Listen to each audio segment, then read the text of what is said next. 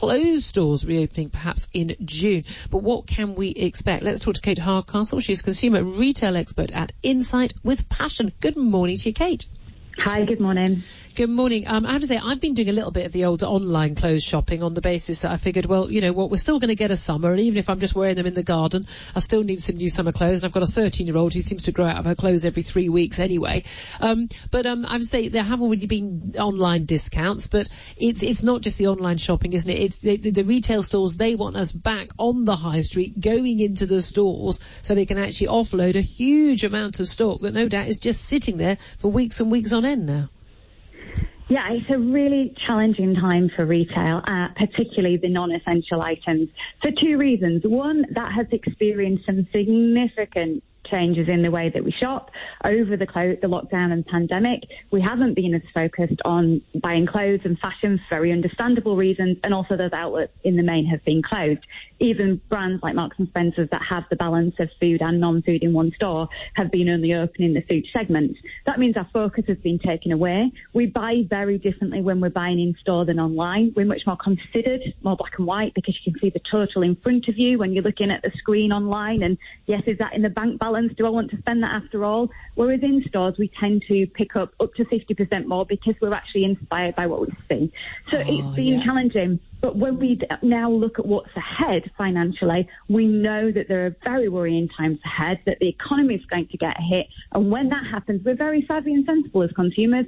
We start to pull back on things that, again, are non-essential. So it's not just the right here and now, it's the challenges ahead. Then if you add the third layer of this, in that retail that is meant to be inspiration and enjoyable, and an in-store visit is going to feel very strange. Imagine a fitting room when you try clothes on you can't hand those clothes back and put them straight back on the rail. They're going to have to go to an area of sanitisation. I mean, this is going to be a very different experience, and is that going to actually limit how much we buy too?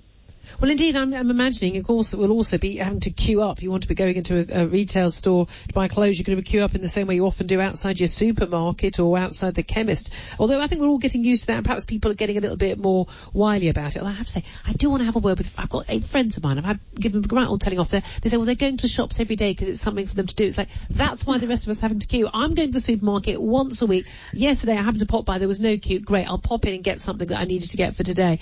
But otherwise, if we could all just be a bit more considerate of other people, so we're not forcing other people to wait, but going clothes shopping, unless it's for something, like, I have no shoes left, which is unlikely in this country. It's not actually ever urgent and essential. A lot of people might say, I don't want to wait outside Topshop for an hour before I can go in and wander around. And as you say, I'd love wandering around an empty store, but the pressure when you've got a load of people standing outside in the rain, perhaps waiting for you to come out so they can go in, it's not going to be very enjoyable at all. So how many people will recognise when I talk about the queue checkout for a fashion item or a non-essential and what we call the basket dump? I'm not waiting in this queue. Actually, I've looked at this and I've realised I don't need these things anyway, and so I'm frustrated. I'm going to put it down. We do that less when we're in a grocery store because that's something we really need. And can you imagine elongated wait times and actually how many people will reconsider that basket? Do I need it after all? And that enjoyment factor just suddenly fizzling out of whatever was remaining in a positive retail environment. It's been very challenged over the years. I think there's so much to this. Brands that have succeeded well over lockdown, maybe the ones that have been inspired and engaged with you, Julia, have been ones that have had good conversations going on their social media. They've got good online sites, good offers, and they've got good engagement. But for some major brands, it feels like they've not just locked down, they've closed down. And when we hear about the results of M&S today, which are not great on their non-food, and then we hear that they actually might be taking all of their spring 2020 range and putting it to slumber and bringing it back out in spring 2021. It's hardly the most inspiring thing, is it, to hear, well, actually, what's fashion going to look like? Am I going to be stimulated in wanting to buy anything? And there is an argument, isn't there, that, you don't really need fashion. I'm impressed with my 13-year-old. She'll actually get up and wear something completely different every day, just as she says, something to do while she's sitting doing lessons. I have to say, I'm pretty much in, if it's been warm, shorts.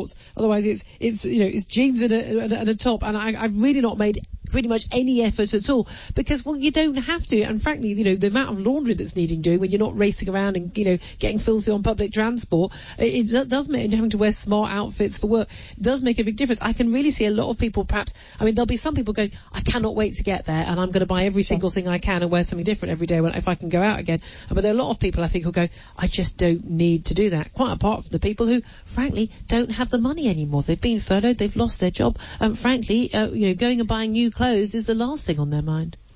Yeah, and that's absolutely right. It's the psychology of it. So yes, there might be an initial snapback where people go, oh, thank goodness they're back up and I'm going to get back out there again.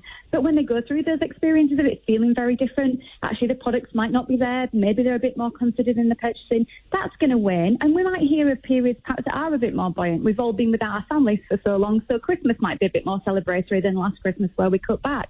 But it's not going to be sustained, and it's not going to be without a hell of a lot of challenges for those retailers to work out how they talk to a customer. How do you sell to a customer that's been through all of this?